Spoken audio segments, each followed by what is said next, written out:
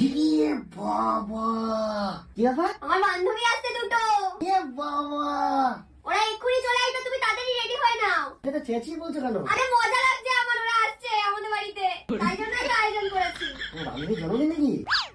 এত রান্না করেছো? তাড়াতাড়ি রেডি হও, ওরা চলে আসছে এক্ষুনি। কই গো, তুমি রেডি হলে? এই তো কেমন লাগে আমাকে? হেভি লাগছে তো, দেখে তো মনেই হচ্ছে না।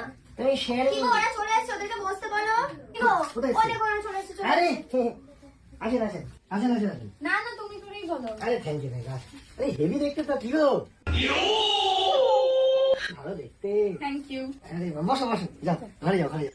কি গো, এই কি ব্যাপার? এ বাবা, এ তো হেভি আয়োজন।